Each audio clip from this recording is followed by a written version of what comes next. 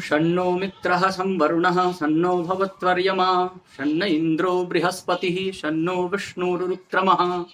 नमो ब्रह्मणे नमस्ते वायु त्वमेव प्रत्यक्षं ब्रह्मासि त्वामेव प्रत्यक्षं ब्रह्म वदिष्यामि ऋतं वदिष्यामि सत्यं वदिष्यामि तन्मामवतु तद्वक्तारमवतु अवतु माम् अवतु वक्तारम्। ओम शांति शांति शांति। आदरणीय डॉक्टर पूनम सिंह जी, बहुत सारी पुरानी स्मृतियां आज इन्होंने याद दिला दी।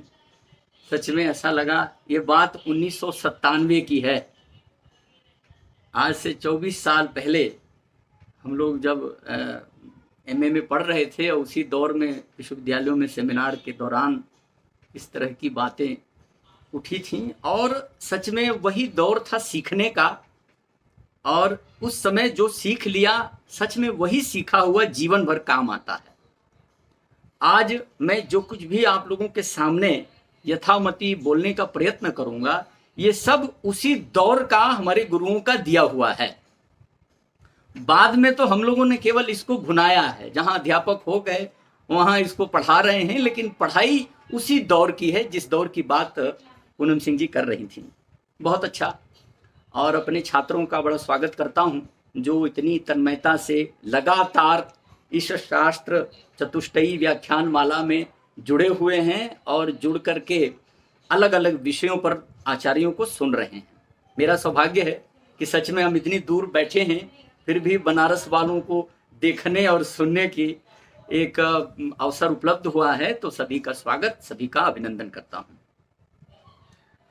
बंधुओं, आज जिस विषय पर हम बात करने आए हैं, वस्तुतः यह केवल काव्य में रस की बात नहीं है, यह तो हमारे जीवन के रस की बात है।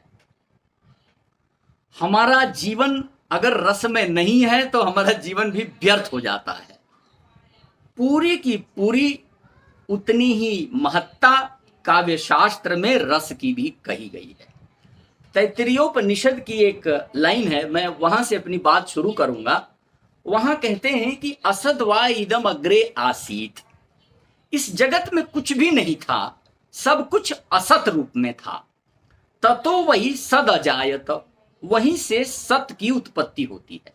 यानी कि ये जो दृश्य जगत है इसकी उत्पत्ति वहीं से होती है। अब इस असत से सत की उत्पत्ति में तदात्मानम स्वयं अकुरुता, परम ब्रह्म ने अपने आप को सत रूप में उत्पन्न किया। जब कुछ भी नहीं दिख रहा था तो उसको असत कह दिया, और जब सामने आया तो उसको सत कह दिया। उस सत ने जब अपने आप को अभिव्यक्त किया, तस्मात् तत् सुकृतम उच्यते। उसी सत को जिसको परमात्मा ने असत से सतरूप में अभिव्यक्त किया, वही सत सुकृत नाम से कहा गया। अब कहा कि यद वै तत् सुकृतम रसो वै सह। यहां से रस की यात्रा शुरू होती है। जो वह सुकृत है अर्थात पर ब्रह्म का जो प्रथम प्राकट्य है वही रस है। रसो वै सह, उसी को रस कहा, उसी को हम आगे आनंद के नाम से भी जानते हैं। और भी जितनी चारी चर्चाएं काव्य शास्त्र में उस पर हुई हैं उस पर हम आज कुछ संक्षेप में बात कर पाएंगे, क्योंकि आप ये सोचें कि 1 घंटे 1.5 घंटे के व्याख्यान में संपूर्ण रस को आत्मसात कर लेना ये बहुत कठिन है, क्योंकि यह तो परम ब्रह्म को अपने भीतर उतारने जैसा है। अभी चर्चा आएगी जब आचार्य मम्मट, चाहे भरत मुनि, चाहे आनंद वर्धन, चाहे विश्वनाथ, इन लोगों ने रस को कितना बड़ा माना है, वो बड़ा अद्भुत बात है। तो यहां तैत्तिरीयोपनिषदकार जो कहते हैं कि भाई रसो वैसह रसम ही एव अयम लब्ध्वा आनंदी भवति। उस रस को प्राप्त करके ही वह ब्रह्म आनंद को प्राप्त करता है, और हम भी उसी प्रकार रस को प्राप्त कर आनंद की अनुभूति करते हैं। अब यहां जो रस चल रहा था, यह रस तो वस्तुतः उस पर ब्रह्म के सृष्टि का रस था। अब वह रस जब साहित्य पैदा हुआ तो साहित्य में भी साहित्यकारों ने रस को उतना ही महत्वपूर्ण माना है। 1 इंच भी उस परमानंद के रस से, जो हम ईश्वर के साक्षात्कार से अनुभव करते हैं, उससे कम नहीं गिना है। ये सबसे बड़ी विशेषता है। यद्यपि रस शब्द के अलग अलग अर्थों में इसका प्रयोग लिया गया है, जैसे खाने में रस 6 अलग हैं, उसी तरह काव्य में 9 रस अलग हैं, उसी तरह योग में रस अलग हैं। तो अलग अलग दृष्टि में आयुर्वेद में रस अलग है। कई तरह के रसों की चर्चा भिन्न भिन्न क्षेत्रों में हुई है, लेकिन काव्य शास्त्रकारों ने किस प्रकार इस रस को ग्रहण किया है, यह बहुत महत्वपूर्ण है। अब इस रस की एक बात तो आपने देख ली कि पर ब्रह्म ही रस है, इसको आप ध्यान में रखिएगा। इसी बात को जब हम काव्य में उतारते हैं तो आप देखें कि किस प्रकार हमारे साहित्यकार जो इस रस संप्रदाय की परंपरा को लेकर आगे चलते हैं, उनका क्या दृष्टिकोण है।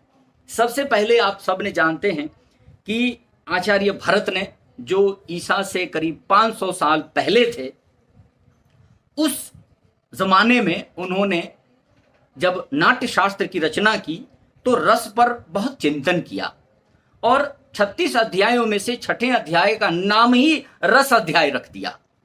आप देखें कि रस का कितना महत्व है कि एक साहित्यकार अपने ग्रंथ के एक अध्याय का नाम ही रसाध्याय कर दिया और उस पूरे अध्याय में रस का ही विमर्श किया है कि रस दरअसल होता क्या है।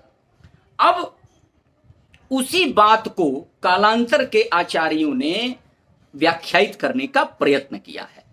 अब देखें कि वो क्या कहते हैं रस के संदर्भ में। वो कहते हैं कि ये जो हमारा काव्य में रस होता है, उसकी उत्पत्ति कैसे होती है, उसका अनुभव हम कैसे करते हैं। तो उन्होंने कह दिया कि विभावानुभाव व्यभिचारी संयोगात रस निष्पत्ति।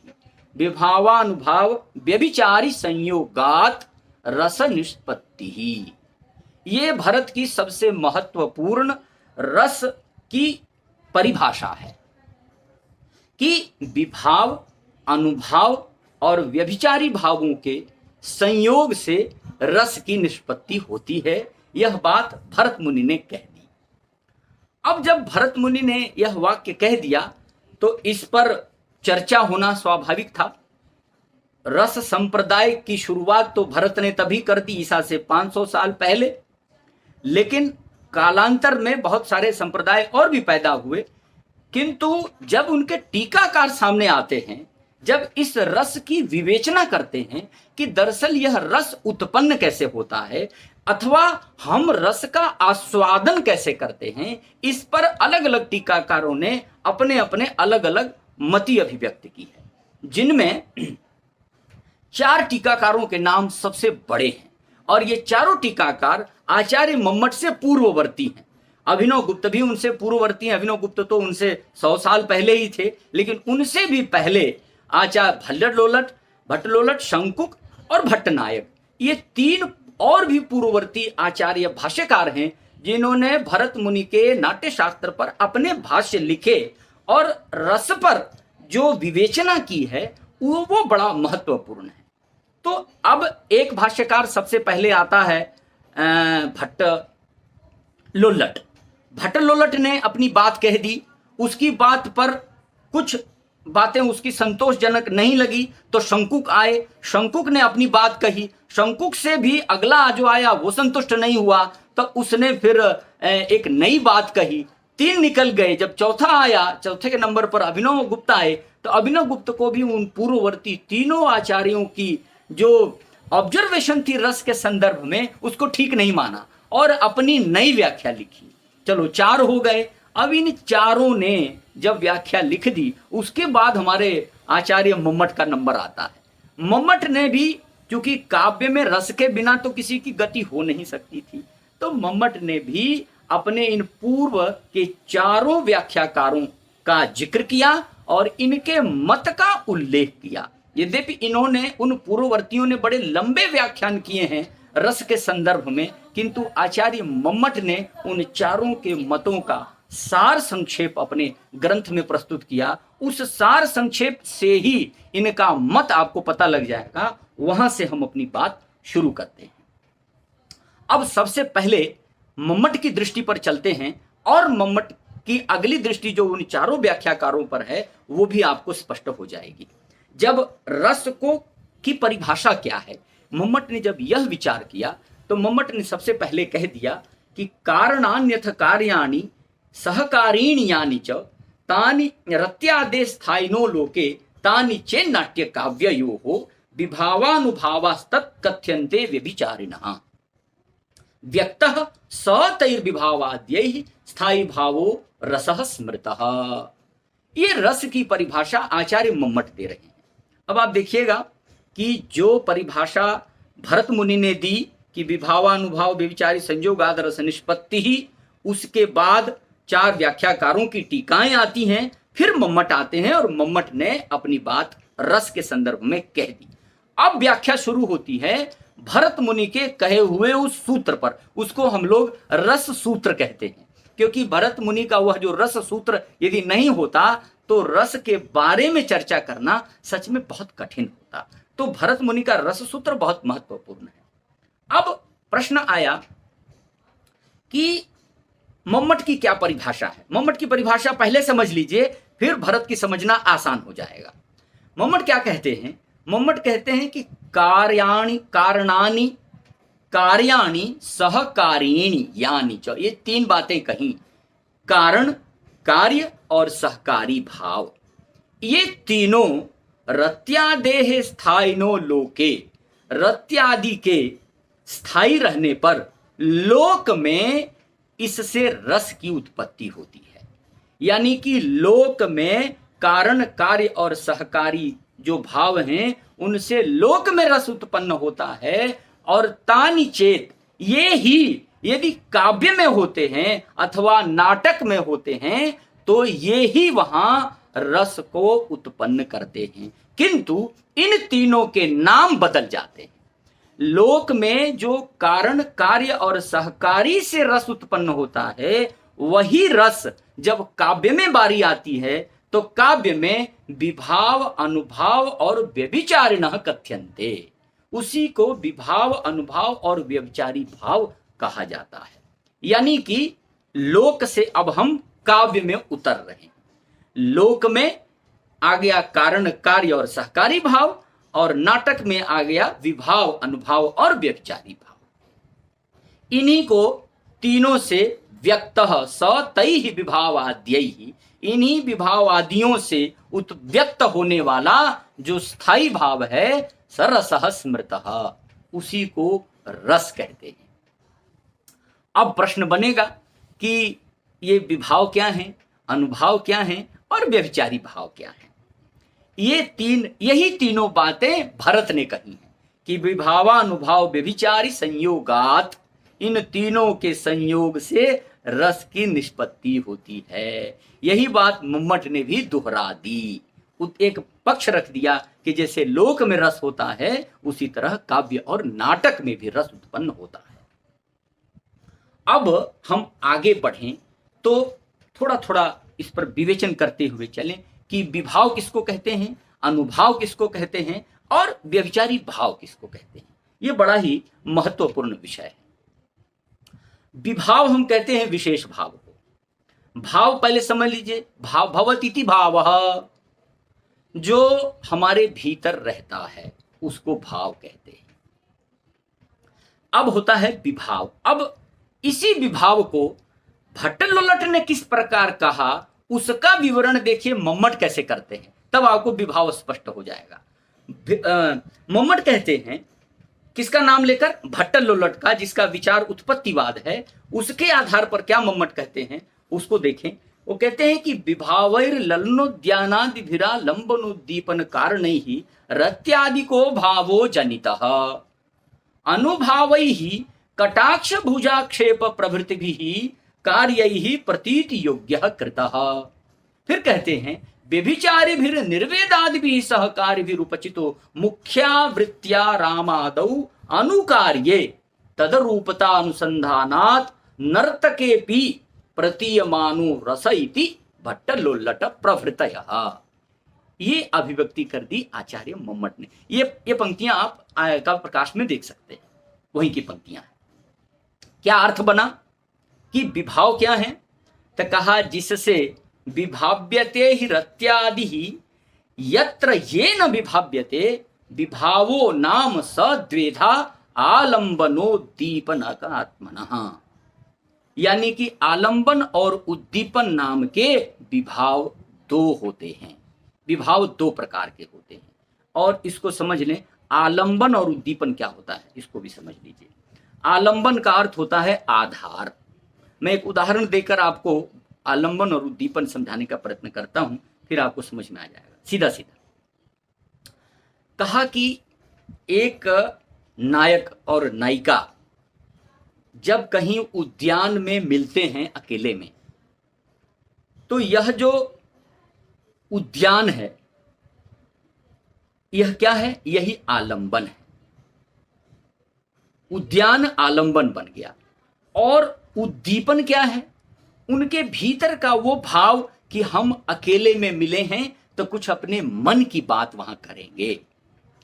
अब यही विभाव है कि एक तो स्थान का होना, आलंबन माने आधार। जब तक वो कोई स्थान गुप्त नहीं मिलेगा तब तक वो अपने मन की बात नहीं कर पाएंगे। तो मन के भीतर उद्दीपन होना और उस स्थान का होना, दो चीजें विभाव में आती हैं। ये दोनों अगर नहीं है तो मन में रति की उत्पत्ति होगी ही नहीं। इसीलिए इस आलंबन और उद्दीपन को विभाव कहते हैं, और ये विभाव को ही लोक में कारण कहते हैं। यानी कि नायक नायिका यदि कहीं चौराहे पर मिलते हैं तो वो न उनका आलंबन बनेगा न उनका उद्दीपन बनेगा, क्योंकि वो तो समाज में खड़े हैं, समाज में वो अपने मन की बात कर ही नहीं सकते। तो इसलिए रति को उत्पन्न करने के लिए आलंबन और उद्दीपन दोनों का होना आवश्यक है। यही दोनों उस रस में कारण बनते हैं, इसीलिए इसको कारण कहा। अब पंक्ति देखें कि विभावैहि ललनोद्यानादिभिः, ललना मने नायिका, उद्यानादिभिः आलंबनोद्दीपन कारणैहि। उद्यान आदि आ गया ना, उद्यान, इसी उद्यान में बैठकर जाकर ही उनको आलंबन की प्राप्ति होती है। इन कारणों से, यानी कि उद्यान में पहुंचकर उद्दीपन रूप भाव के साथ रत्यादि को भावो जनितः, उनके भीतर रति आदि का भाव उत्पन्न होता है। यह प्रथम उसका विभाव है। अब यह तो प्रथम भाव था। इसके तुरंत बाद फिर कहते हैं आचार्य मम्मट भट्टलोल्लट की मति को उपस्थापित करते हुए, अनुभावैहि कटाक्ष भुजाक्षेप प्रभृतिभिः कार्यैहि प्रतीति योग्यः कृतः। अब एक काम और अगला स्टेप बढ़ाना है। क्या स्टेप है? तो कहा कि अनुभावों के द्वारा हम उस कार्य को प्रतीति के योग्य बनाते हैं। कौन सा कार्य है? तो बोला जिस रस को अभिव्यक्त करना है। तो अब क्या कहते हैं? कहा कि ये अनुभाव क्या है फिर? तो बोला अनुभाव कटाक्ष भुजाक्षेप प्रभृति भी, कटाक्ष भुजाक्षेप आदि 8 प्रकार के अनुभव बताए गए हैं। वो कौन है वो भी जान लीजिए। ये वामन झलकीकर ने अपनी टीका में उसको लिखा है अनुभवों के संदर्भ में कि स्तंभ स्वेदश्च रोमांचः स्वर भंगोथ वेपथुः वैवर्ण्यमश्रुपलयः इत्यष्टौ सात्विका मताः। ये 8 प्रकार के अनुभाव हैं। एक हिंदी में समझा देता हूं। स्तंभ, स्तंभ का मतलब होता है रोकना, स्तंभित कर देना, खड़ा कर देना। नायिका आई है, उसका हाथ पकड़ के रोक लिया, उद्यान में उसको पकड़ लिया कि नहीं अभी मत जाओ। स्तंभ स्वेदश्च, और उसके बाद स्वेद मने पसीना आ जाना। फिर रोमांच, रोमांच का अर्थ होता है रोए खड़े हो जाना। स्वर भंगो, आवाज ही ना निकले। नायक ने नायिका का हाथ पकड़ लिया तो अब नायिका के मुंह से आवाज ही नहीं निकल रही है, ये स्वर भंग है। फिर कहा वे पथु मने कंपन, आवाज ही कंपन आ जाए, हाथ कांपने लगे। वैवर्ण्यम अश्रु प्रलय, वैवर्ण्य कहते हैं विवरणता को, कि विवरण करने में किसी भी तरह वो सामर्थ्यहीन हो जाए। फिर अश्रु, आंखों में आंसू आने लगे। प्रलय, सब कुछ भूल जाए, एकदम लीन हो जाए कि नहीं, देश दुनिया से कुछ पता ही ना लगे उसको। इत्यष्टौ सात्विका मता, ये 8 प्रकार के अनुभाव कहे गए हैं। इन 8 प्रकार के अनुभावों से वह रस कार्य के रूप में प्रवृत्त होता है। इति, इसीलिए कहा कि कटाक्ष भुजाक्षेप प्रवृत्ति भी कार्य ही प्रतीति योग्य कृतः, इन कार्यों से वह प्रतीति के योग्य बनाया जाता है।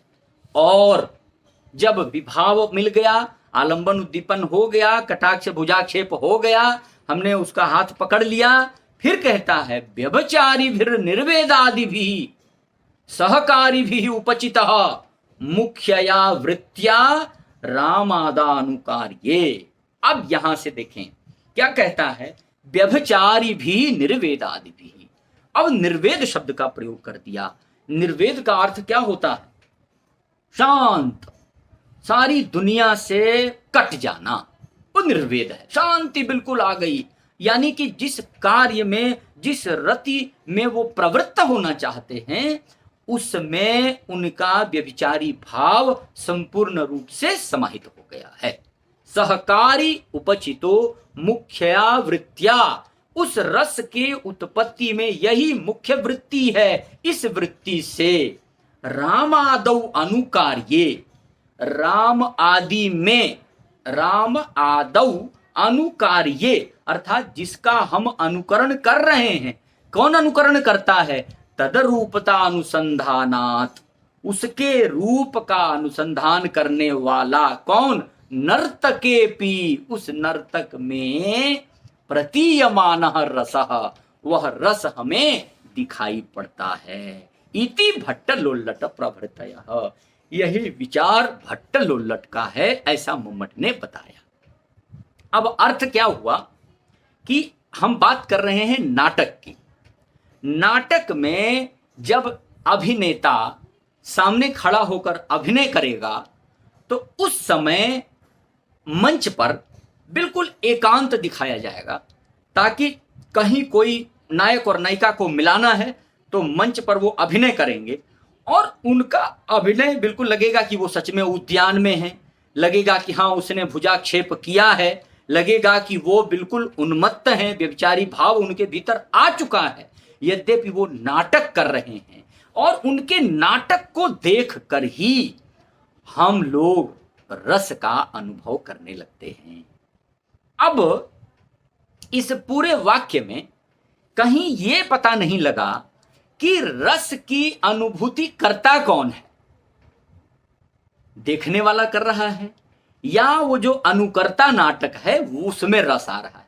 जो हमारे लोगों के बीच का हीरो बना है, क्या वह राम का अभिनय करते करते स्वयं को राम समझता है? स्वयं को यदि राम समझता तो वो तो सारी मर्यादाएं लांघ जाएगा, क्योंकि वो भूल जाएगा कि वो नाटक करता है। ऐसे में प्रश्न चिन्ह खड़ा हुआ कि क्या उस नाटककार को, नर्तक को रस की अनुभूति होती है या खाली वो नाटक कर रहा होता है? एक प्रश्न।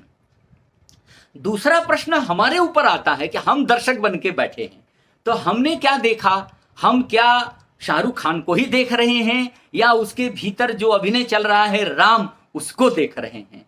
यह बात इस वाक्य से हमें स्पष्ट नहीं होती। इसी कारण उत्तरवर्ती आचार्यों ने भट्टलोल्लट पर प्रश्न खड़ा कर दिया कि भाई तुमने यह तो स्पष्ट ही नहीं किया कि रस का आस्वादन करता कौन है। यह पक्ष आया हमारे भट्टलोल्लट का। अब जब भट्टलोल्लट की बात निकल गई तो अगला आचार्य आता है जिसका नाम हम कहते हैं शंकुक है। शंकुक आते हैं और शंकुक ने एक नई विचारधारा दी कि भाई तुम्हारे बात में ये पता नहीं लगा कि रस का आस्वादन कौन करता है, उस राम ने किया या राम का अभिनय करने वाला ये नट कर रहा है, लाभ ले रहा है, या हम दर्शक लाभ लेते हैं। इन तीनों में से रस किसको मिलता है, यह बात इन वाक्यों से स्पष्ट नहीं होती है। इस संदेह को लेकर जब बात आगे आई तो एक सेकेंड, ओहो लैपटॉप चार्जिंग जी, क्षमा करें, वो लैपटॉप चार्जिंग से निकल गया था। तो अब जब उन पर संदेह खड़ा हो गया, तब आचार्य शंकुक आते हैं और उन्होंने एक नई बात कही। और सीधा पहले मैं उनको बता दूं, उन्होंने कह दिया कि हम रस का अनुमान करते हैं, रस का आस्वादन नहीं करते हैं, रस का अनुमान करते हैं। यह बात शंकुक ने कही। किस प्रकार कही उसका प्रमाण भी आप देखें। क्या कहते हैं? 4 तरह की उन्होंने शंका जाहिर कर दी। 4 तरह की संख्या क्या है? कहते हैं कि प्रतीति 4 तरह की होती है, सम्यक प्रतीति, मिथ्या प्रतीति, संशय प्रतीति और सादृश्य प्रतीति। ये 4 प्रकार की प्रतीतियां होती हैं और इनसे भिन्न एक प्रकृति है जिसको हम अनुमान के द्वारा जानते हैं कि अमुक वस्तु ऐसी है। अब उसको कैसे, इन्होंने क्या शब्दावली दी, आचार्य मम्मट के शब्दों को देख लीजिए। मम्मट कहते हैं कि राम एव अयम, चित्र को देखना है और चित्र को देखकर हम क्या बोलते हैं? यह राम है। चित्र को देखना है, ध्यान रखना, चित्र को देख के हम बोलते हैं कि राम एव अयम, यह राम ही है। दूसरा पक्ष एक और अगला तर्क दिया, ये क्या था? ये सम्यक प्रतीति है।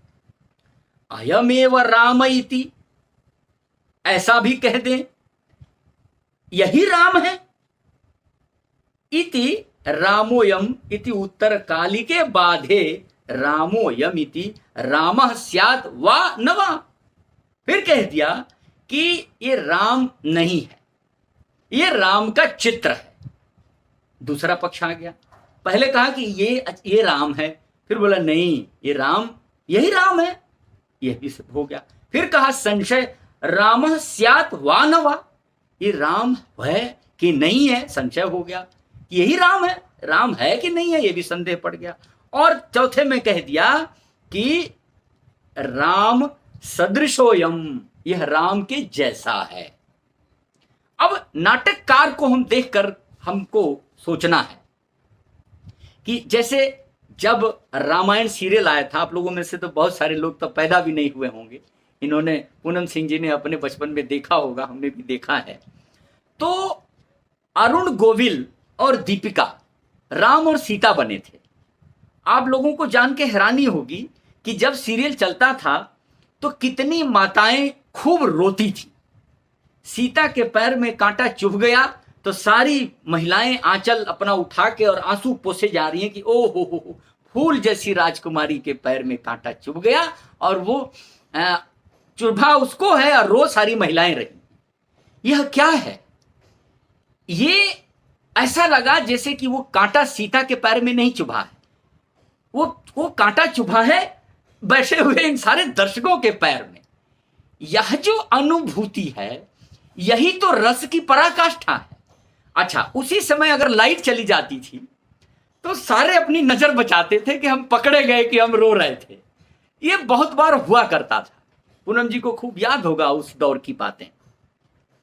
तो शंकुक का यह कहना है कि जब हम किसी चित्र को देखते हैं तो हमें ये संदेह होता है, या कई बार हम उसको सही मान लेते हैं, हम उसको मिथ्या मानते हैं, हम उसमें संदेह में रहते हैं, या उसके जैसा मान लेते हैं। ये 4 प्रकार तो प्रतीति के साधन हैं। अब यहां से यात्रा शुरू करते हैं। शंकुक कहते हैं कि प्रतीतिभ्यो विलक्षणया चित्रतुर्गादि न्यायेन रामोयमिति प्रतिपत्या ग्राह्ये नटे। क्या अर्थ हुआ कि जब हम चित्र को देखें, चित्र और तुरग मन होता है घोड़ा, चित्र में कोई घोड़ा है तो उसको देखकर आप क्या बोलते हैं? आप बोलेंगे ये देखो ये बड़ा सुंदर घोड़ा बना है।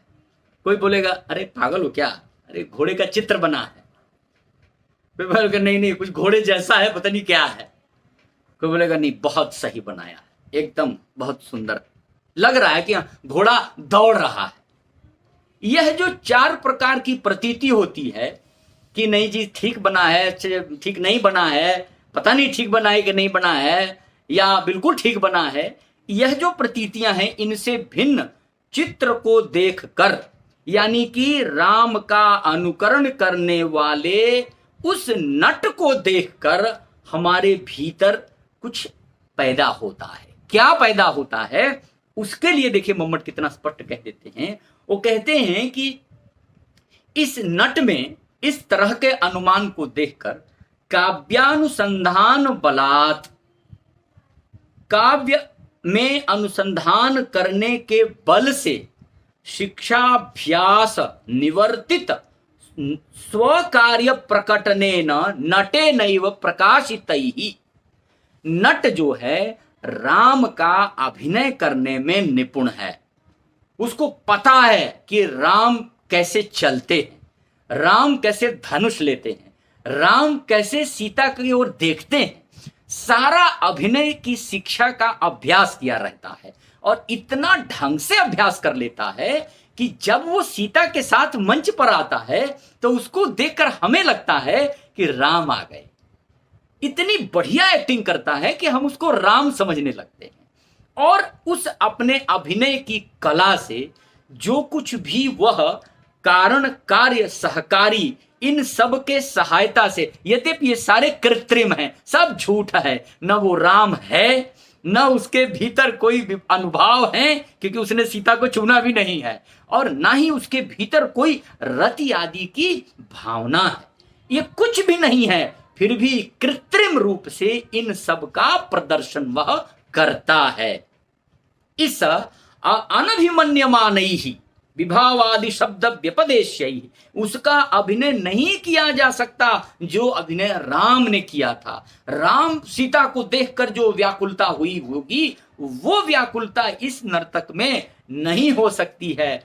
फिर भी उन सारे को इकट्ठा करके, यानी कि कारण कार्य सहकारी भावों को इकट्ठा करके गम्य गमक भाव रूपात, गम्य गमक का अर्थ होता है एक से कारण से कार्य की उत्पत्ति। कुछ भी नहीं है, कारण तो सारे राम थे, लेकिन उसको कृत्रिम रूप से अभिनेता अपने भीतर उपस्थित करके उसको हम जब देखते हैं तो अनुमीयमानोपि, वह अनुमीयमान है, अनुमान करना है कि सीता को राम ने ऐसे देखा होगा, सीता के पैर में कांटा ऐसे चुभा होगा। अब ये क्यों हम अनुमान करते हैं? क्योंकि वस्तु सौंदर्य बलात्, वो जो राम और सीता जो वस्तु हैं, कथावृत्त हैं, राम और सीता का जो कपड़े हैं। अब जो एक बार दीपिका ने इंटरव्यू दिया था कि जीवन में कभी उसने साड़ी नहीं पहनी थी, लेकिन जब उनको सीता बनने को हुआ तो क्या पीली साड़ी पहन करके सुंदर उन्होंने अभिनय किया था। तो वस्तु सौंदर्य के बल से रसनीयत्वेन अनुमीयमान विलक्षण स्थायित्वेन संभव्यमानो रत्यादि भाव तत्र असन्नपि, कहा कि वहां रस का भाव नहीं है। अरे नाटक चल रहा है, मंच पर वो नायक नायिका खड़े हैं, सामने 1000 दर्शक बैठे हैं, वहां तो रस रति तो हो नहीं सकती थी, सब कुछ भी नहीं हो सकता था। फिर भी सामाजिक लोग अपने संस्कारों के कारण पूर्ववर्ती राम आदि का चरित्र सुनने की जो उसकी ने वासना शब्द आया, वासना का अर्थ संस्कार होता है, उन संस्कारों के कारण इन नाटकों इनको देखते ही वो उस राम आदि में खो जाते हैं और रस की चर्वणा करने लगते हैं। चर्व्यमाणो रस इति श्री शंकु कहा, ऐसा मत आचार्य शंकु का है। यह बात मम्मट ने स्पष्ट कर दी। यानी कि जो कृत्रिम था, झूठ है, नायक नायिका है, राम सीता नहीं है, फिर भी उनको देखकर हम रस का अनुमान लगाते हैं कि इनको तो भाई ये सीता के पैर में चुभ गया तो बड़ा दर्द हो रहा होगा, और इसी को देखकर हम अनुमान करते हैं कि ये जो सामने सीता खड़ी है इसको बड़ा दर्द हो रहा होगा। एक बात तो यहां स्पष्ट हुआ कि रस का अनुभव यहां पर आकर वो जो नर्तक है उसमें हम करते हैं कि हाँ, नर्तक को भी रस का अनुभव होता है। रस, यही हमारा अनुमान है कि ये जो अभिनय कर रहे हैं ये रस का आस्वादन जरूर करते हैं, हम करें चाहे ना करें। तो एक पक्ष यहां निकला कि भट्टलोलट ने यह स्पष्ट नहीं किया कि रस का भोग कौन करता है, लेकिन शंकुक ने स्पष्ट कर दिया कि नहीं, रस का भोग ये नर्तक और नर्तकी करते हैं। चलिए, अब इसके बाद तीसरा आता है। उसने अपना पक्ष रखा कि भाइयों क्या करे जा रहे हो, ये बात ठीक नहीं है, तुम खुद ही कह रहे हो कि कृत्रिम है, सब झूठ है, उसके बाद भी तुम कह रहे हो कि नहीं साहब, रस का अनुमान करना ये बात ठीक नहीं है। तो बोले अच्छा भाई, तुम भी अपना मत दे दो। तो अब अगला आता है भट्टनायक, और उसने अपनी व्याख्या में लिखा कि न ताटस्थेन नात्मगतत्वेन रसः प्रतीयते नोत्पद्यते नाभिव्यज्यते। क्या कहना को तैयार हो गया कि न तटस्थ में, यानी कि तटस्थ कौन है?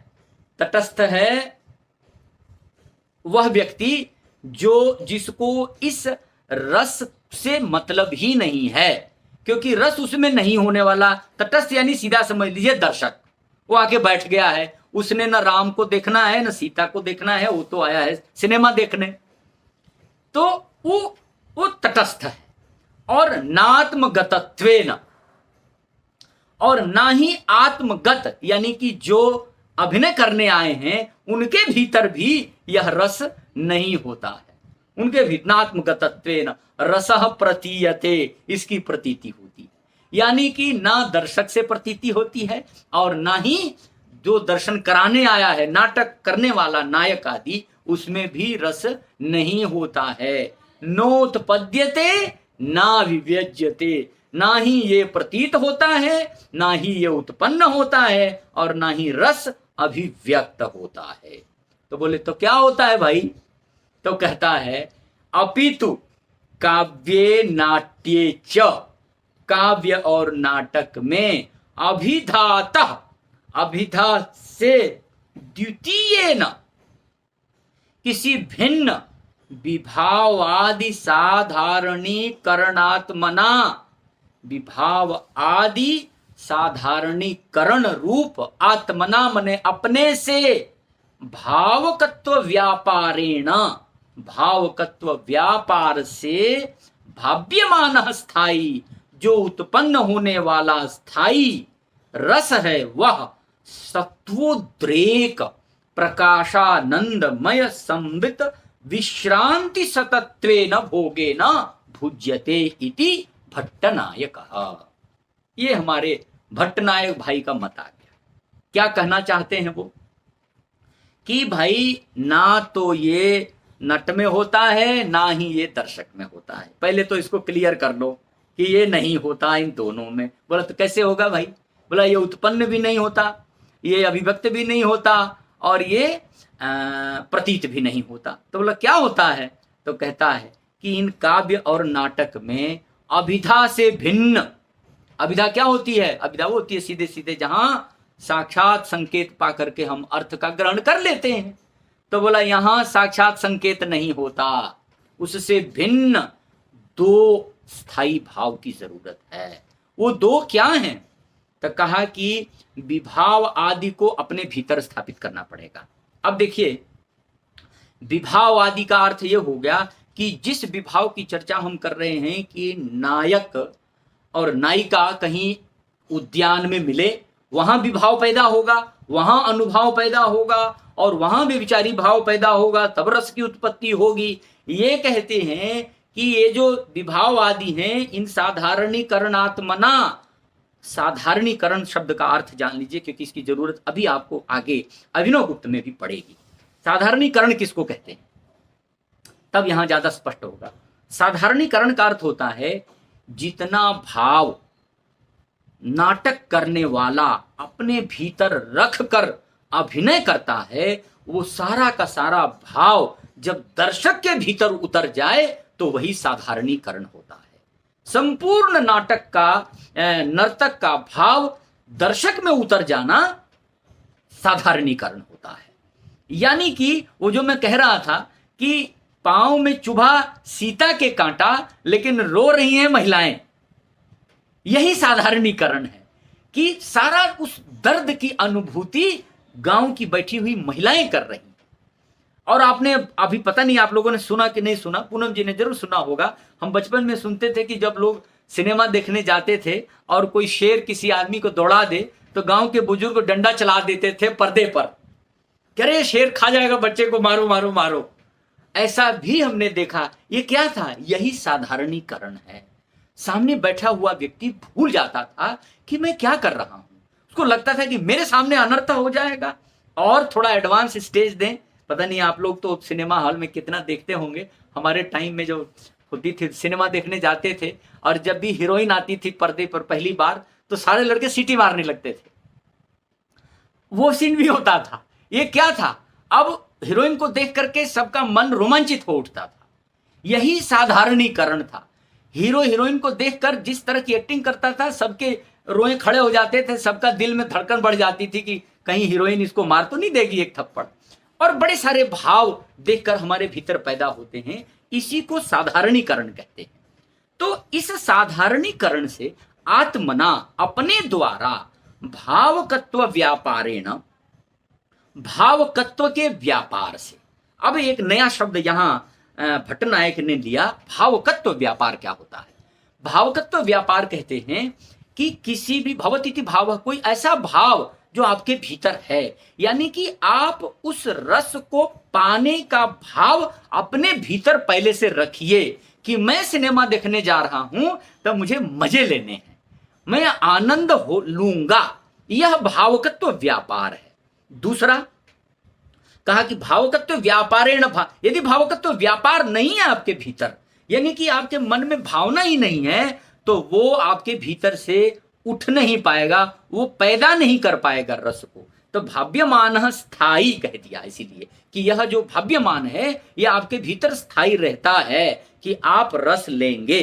और फिर कहा जब आपके भीतर यह भावकत्व रहेगा तब आप जब सिनेमा हॉल में जाएंगे तब आपके भीतर सत्वोद्रेक प्रकाशानंदमय समृत विश्रांति सतत्वे न भोगे न भुज्यते। बहुत अद्भुत लाइन कही भट्टनायक ने कि सत्व का उद्रेक, सत्व का उद्रेक का अर्थ होता है आपके मन में बहुत सात्विक विचार होने चाहिए। सात्विक विचार से ही मन एकाग्र होता है। जब तक आप उस, इसीलिए हम जब सिनेमा देखते हैं तो 3 घंटे तक हमें और कुछ याद ही नहीं रहता। घर से झगड़ा करके आए हैं या जाके पढ़ाई लिखाई करनी है, या इसीलिए उसका नाम मनोरंजन शब्द रखा गया है। तो उतनी देर हमें कुछ भी याद नहीं रहता है। यही सत्व का उद्रेक है कि हम बाकी सब भूल जाएं, एकदम सात्विक हो जाते हैं। सत्वोद्रेक प्रकाशानंदमय, बिल्कुल प्रकाश रूप। प्रकाश रूप का अर्थ है कुछ और दिखाई ही नहीं देता है। हम जो पाना चाहते हैं केवल वही हमें दिखाई पड़े तब हमको आनंद मिलता है।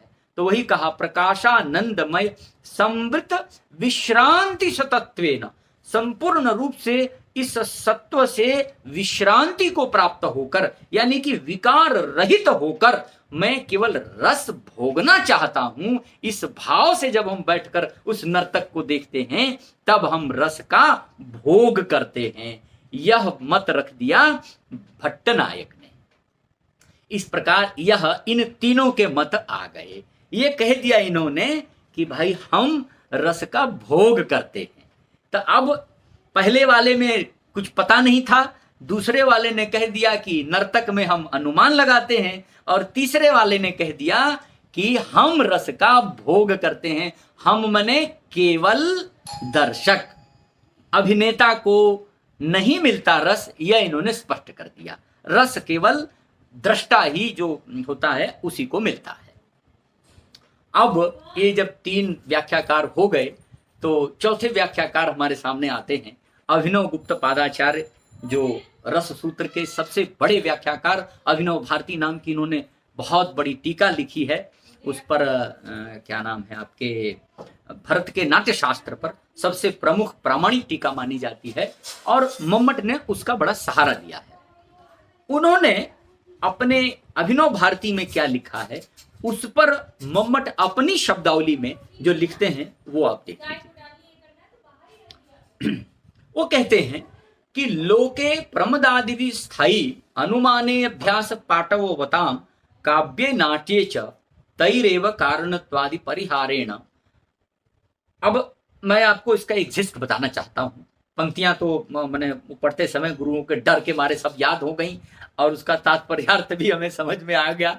पूनम सिंह जी को खूब इस बारे में पता है कि गुरुओं के डर के मारे हम लोग कितना कुछ याद कर लेते थे। तो कहना क्या चाहते हैं अभिनव गुप्ता, उसका मत मम्मट ने देखें। मम्मट ये कहते हैं कि लोक में ये जो नायिका आदि में जो रति होती ही है, जब पर्दे पर नायिका आएगी, चाहे लोक में किसी सुंदर स्त्री को देखेंगे तो हमारे भीतर उसको देख करके आनंद की अनुभूति होगी ही होगी। सुंदरता हमेशा आनंद देने के ही लिए होती है। नाटक में भी हम यही देखने जाते हैं, नायिका अच्छी नहीं है तो हम फिल्म ही नहीं देखेंगे, क्योंकि क्या देखने जाए, इसमें तो कुछ मनोरंजन होगा ही नहीं। नायक अच्छा नहीं है तो तभी कोई नहीं जाएगा देखने। ये बड़ा स्वाभाविक गुण धर्म है हमारे मनुष्यों का। तो लोक में जैसे प्रमदा आदि को देखकर जो लोग रस को पाने में निपुण हैं, वे ही लोग काव्य और नाटक में इन्हीं कारणत्वादि परिहारेण, कारणत्वादि जो कारण कार्य और सहकारी भाव थे, उन्हीं को विभाव अनुभाव और व्यभिचारी भावों के द्वारा क्या करते हैं, तो कहा इन शब्दों से व्यवहृत होने वाला जो कार्य कारण और सहकारी भाव है, इससे जो दर्शक है उसके बारे में क्या कहते हैं, वो क्या चिंतन करता है कि ये विभाव अनुभाव और व्यभिचारी भाव मम एव एते, ये सारे मेरे हैं, यानी कि ये सब कुछ ये मैं ही राम हूं। मम एव एते, फिर कहते हैं शत्रुरेव एते, नहीं ये शत्रु के हैं, ये उसके हैं। तटस्थस्य एव एते, या तटस्थ के, यानी कि न जो मित्र भाव है न शत्रु भाव है, न राम है न नर्तक है, जो तटस्थ है उसके हैं। न मम एव एते न शत्रुरेव एते न तटस्थस्य एव एते अपितु संबंध विशेष स्वीकार परिहार नियम अनध्यवसायात, यानी कि हमारे और इसके बीच का संबंध क्या है, उसके परिहार क्या है, इस नियम से दूर होकर साधारणेन, साधारण भाव से, प्रतीतैहि, प्रतीत होने वाले, प्रतीति के द्वारा, अभिव्यक्त, अभिव्यक्त होने वाला, किसके द्वारा, तो कहा सामाजिका नाम वासनात्मकतया स्थित स्थायी, सामाजिकों के संस्कार से उनके भीतर रहने वाला जो स्थायी रस है, वह रस कहाँ रहता है, तो उसके लिए क्या लिखते हैं, तो कहते हैं कि रत्यादि को भावो, रत्यादि को नियत प्रमातृगतत्वेन, यद्यपि वह प्रमाता में निश्चित हैं। प्रमाता मने जो दर्शक है उसके भीतर, स्थितोपि, ये सारा रस उस प्रमाता के भीतर निश्चित है, रहता है। स्थितोपि साधारणोपाय बलात्, साधारण बल से क्या होता है, तत्काल विगलित वेद्य परिमित प्रमातृभाव वशोन्मिषित वेद्यांतर संपर्क शून्य परिमित भावेन प्रमात्रा सकल सहृदय संवाद भाजा। क्या अद्भुत बात कह दी कि यह जो रति है यह सब नियत प्रमातृगत है, प्रमाता में ही निश्चित है। स्थितोपि साधारणोपाय बला, साधारणीकरण हो जाता है।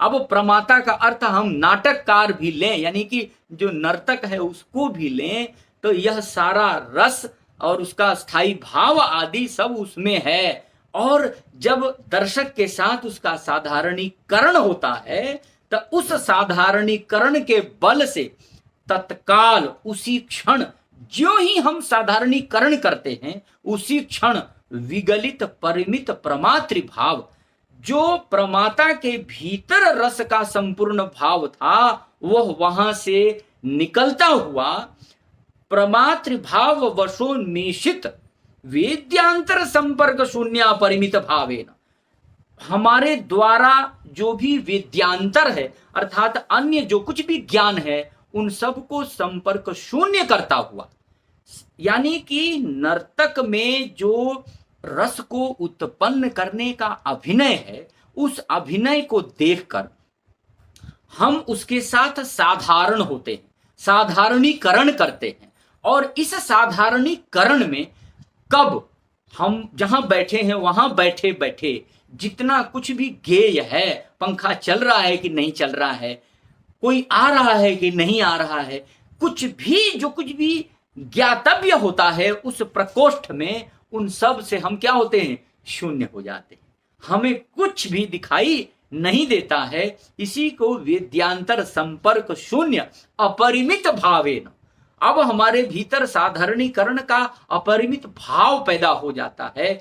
उस भाव के कारण प्रमात्रा, उस प्रमाता के द्वारा सकल सहृदय संवाद भाजा, सारे सहृदयों के द्वारा ग्रहणीय, साधारण्येन स्वाकार इव, साधारणीकरण के द्वारा स्वाकार इव, अपने आकार जैसा, अर्थात केवल वही राम है, वही सीता है, इस आकार को बना लेने से इव अभिन्नोपि, अब यहां अभिन्नता आ जाती है। मैं ही राम हूं, मैं ही सीता हूं, यह अभेद संबंध जब उपस्थापित हो जाता है तब गोचरीकृतश्चर्यमाण, गोचरीकृत इंद्रियों के द्वारा चर्व्यमाण, एक चर्माण तैक प्राणो विभावादि जीवितावधि ही, जो जिसका केवल चर्वण किया जा सकता है, यानी कि संपूर्ण आनंद भोगा जा सकता है। कब तक? विभाव आदि जीवितावधि, जब तक विभाव आदि जीवित हैं, अर्थात जब तक नायक नायिका उद्यान में है, कटाक्ष भुजाक्षेप जारी है और व्यभिचारी भाव भी सामने है, ये सारा जब तक है तब तक आपको उस रस की अनुभूति होती रहेगी। इसी को कहा विभावादि जीवितावधि पानक रस न्याय न, क्या अद्भुत उदाहरण दिया। पानक रस न्याय का अर्थ हुआ जैसे हम पान खाते हैं तो पान में चूना, कत्था, सुपारी, लौंग, इलायची, पता नहीं क्या क्या और भी डालते हैं। बनारस में तो अद्भुत तरह के पान मिलते हैं, तो वो सब मिला के, मगर खाते क्या हैं? कोई नहीं कहता कि मैं इलायची खा रहा हूं, कोई नहीं कहता कि मैं चूना खा रहा हूं। क्या खा रहे हो? तो पान खा रहे हैं। तो एक पान में वो सारे रस मिल जाते हैं। हमारा उद्देश्य तो उस पान का रस प्राप्त करना है, उसमें न हमको विभाव दिखाई पड़ता है, न अनुभव दिखाई पड़ता है, और न ही हमें कोई व्यभिचारी भाव दिखाई पड़ता है। इन तीनों से भिन्न होकर के पानक रस न्याय से चर्व्यमाण आनंद करने योग्य पुरः इव परिस्फुरन, पुरः मने शरीर को परिस्फुरित करता हुआ, रोमांचित करता हुआ, हृदयमिव प्रविशन, मानो राम हमारे हृदय में ही प्रविष्ट कर जाएं। हृदयमिव प्रविशन सर्वांगीणमिव आलिंगन, सारे अंगों का आलिंगन करता हुआ, अन्यत सर्वं तिरोदधत, अन्य जितना कुछ ज्ञान था जो हमारे रस में बाधा था उन सब का उसने तिरोधान कर दिया, सबको तिरस्कृत करता हुआ ब्रह्म स्वादमिव अनुभवयन, ब्रह्म स्वाद का अनुभव कराता हुआ, हृदयमिव प्रविशन, अलौकिक चमत्कारकारी, अलौकिक चमत्कार करने वाला श्रृंगार आदि को रसः, श्रृंगार आदि रस कहे गए हैं। ऐसा मत हमारे अभिनव गुप्त पादाचार्य ने रख दिया। यानी कि अब यहां पर यह स्पष्ट हो गया कि यह जो दर्शक है यह उस नर्तक के साथ साधारणीकरण करता है, विभाव, अनुभव और व्यभिचारी भावों को आत्मसात कर लेता है और उनका भेद नहीं समझ पाता, अपने आप में राम को स्थापित कर लेता है। और जितना रोमांच कभी उस राम को हुआ होगा उतना ही रोमांच दर्शक भी अनुभव करता है। इसी को अभिनव गुप्त ने अभिव्यक्त कहा है। इसीलिए वो कहते हैं कि रस अभिव्यक्त होता है। अभिनव गुप्त के इस इतने सुंदर विवेचन से आचार्य मम्मट ने इन्हीं का अभिव्यक्त से व्यक्त शब्द लेकर के कह दिया कि सतैर विभावाद्यै व्यक्तः, वह व्यक्त होता है, रस व्यक्त होता है। रस कब तक व्यक्त रहता है? जब तक विभाव आदि जीवित रहते हैं, जब तक सिनेमा हॉल में लाइट है और पर्दे पर रील चल रही है, तभी तक सारा रस होता है। ज्यों लाइट चली गई त्यों लोग सीटी मारने लगते हैं, त्यों लोग पर्दा फाड़ने लगते हैं, सारा रस भंग कर दिया। क्यों? क्योंकि विभाववादी सारे चले जाते हैं। तो विभाववादियों के संपन्न होते ही हमारा रस समाप्त हो जाता है। ये इन चारों का मत था। अब आचार्य मम्मट ने थोड़ा सा और एक पक्ष रखा है कि इस रस की अभिव्यक्ति में इस रस को आप कार्य मत समझ लेना। कार्य समझ लेने से एक समस्या पैदा हो सकती है। तो वो कहते हैं कार्य, अब चूंकि कह तो दिया कि भाई कारण, कार्य और व्यभिचारी भाव, सहकारी भाव, तो कहा कि अब हमें इसको कार्य नहीं समझना है, क्योंकि कार्य में कारण जरूरी है और कई बार कारण संपन्न हो जाएगा, केवल कार्य बचेगा। जैसे मिट्टी से घड़ा बनता है तो घड़ा कार्य है और मिट्टी कारण है, मिट्टी से ही घड़ा बनेगा। तो कारण और कार्य संबंध तो है। मिट्टी नहीं दिखती है तब भी घड़ा दिखता है, कार्य दिखता है। मगर अगर रस को हम कार्य मान लेंगे तो विभाव के नहीं रहने पर कार्य बचा रह जाएगा और यहां यह संभव नहीं है। विभाव रहेगा तभी कार्य भी होगा, इसलिए इसको न कार्य कहा न ज्ञाप्य कहा।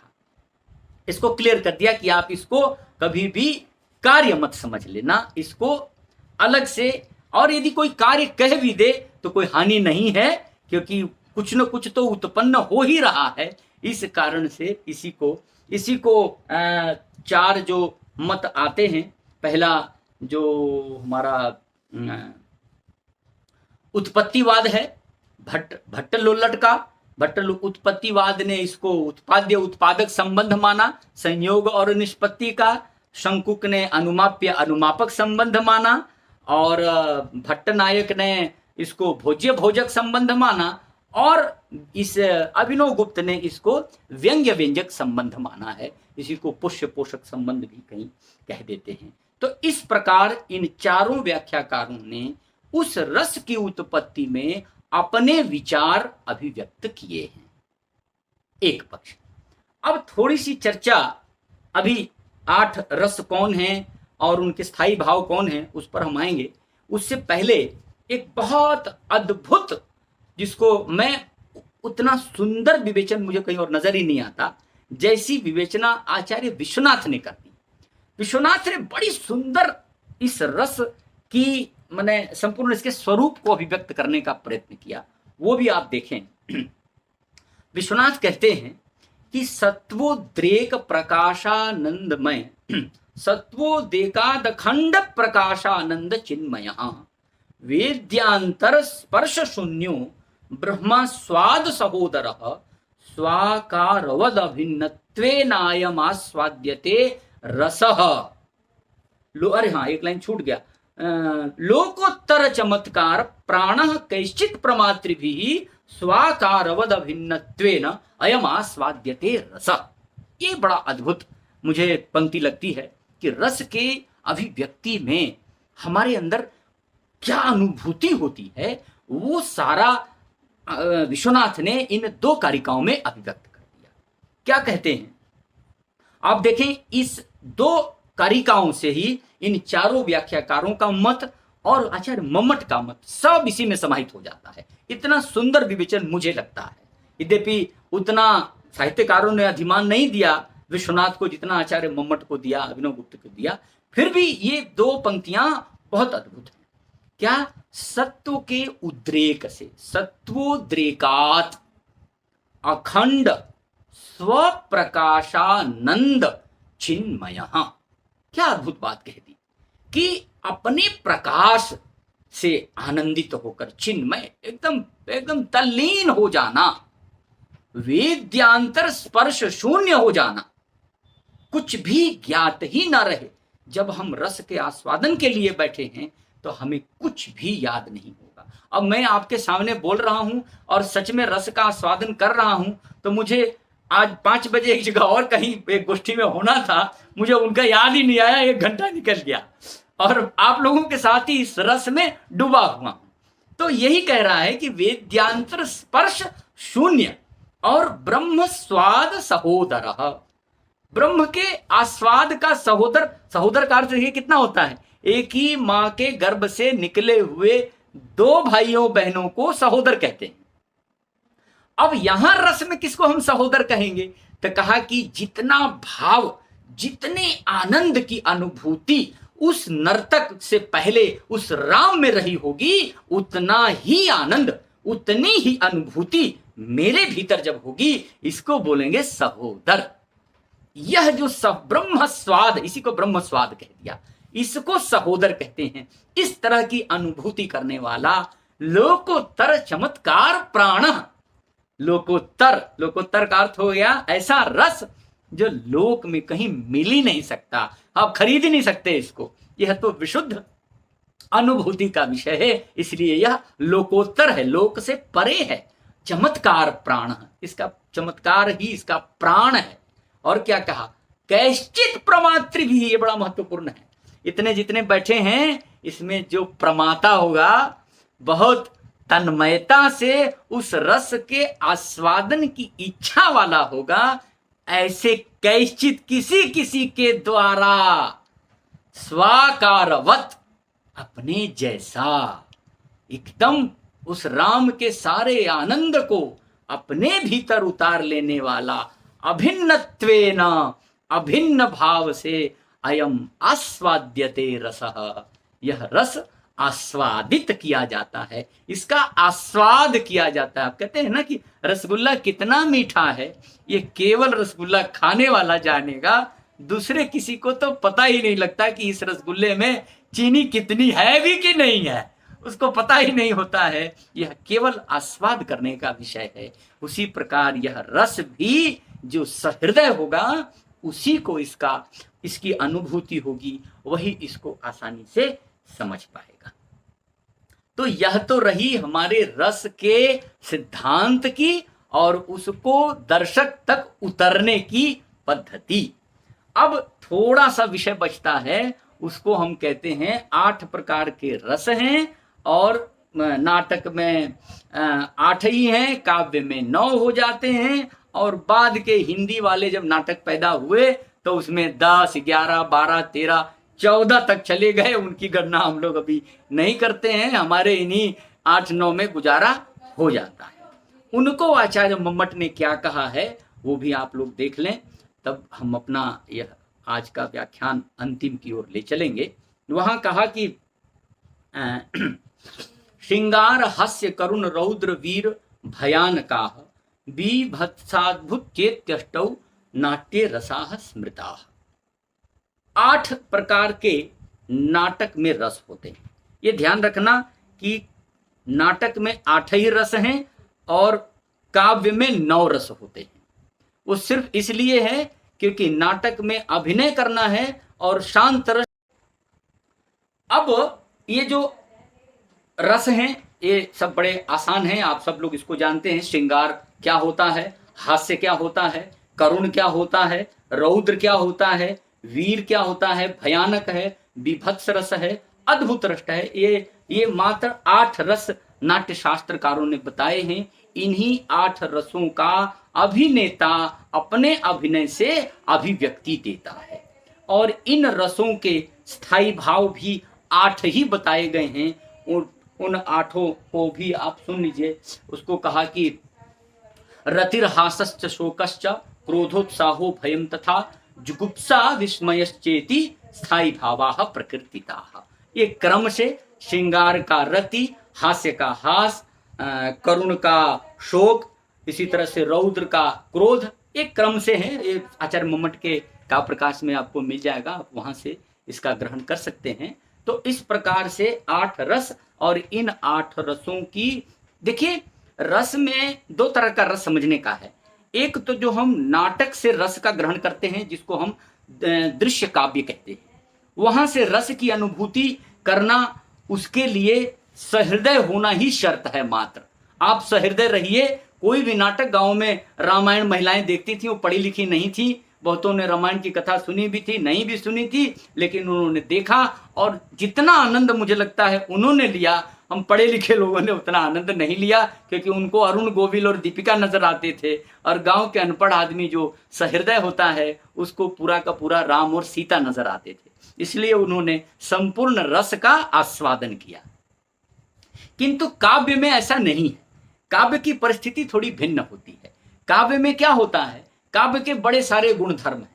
अब रस को बताने के लिए गुण भी बताना पड़ेगा, अलंकार भी बताना पड़ेगा। आचार्य मम्मट ने जब काव्य लक्षण किया कि क्या है, तद दोषौ शब्दार्थो सगुणा अनलंकृति पुनः क्वापि, कह दिया तो कहा कि तद अदोषौ सगुणौ और अनलंकृति, तीन बातें कह दी, इसमें रस का नाम नहीं लिया। बोला ये क्या कर रहे हैं आप? विश्वनाथ ने इसीलिए ऑब्जेक्शन कर दिया आपके इनके काव्य लक्षण पर कि ये क्या कर रहे हैं आप, सरसौ तो कहा ही नहीं, रसवंतौ तो कहा ही नहीं, बिना रस के काव्य कैसे होगा? तब आचार्य मम्मट तो बुद्धिमान थे, उन्होंने इसका उत्तर पहले ही ले जा करके आगे 8वें उल्लास में जब वो गुण की बात करते हैं तो वहां कह देते हैं कि ये रसस्यांगिनो धर्मः शौर्यादय इवात्मनः उत्कर्ष हेतवस्तेषु चलचितयो गुणाः।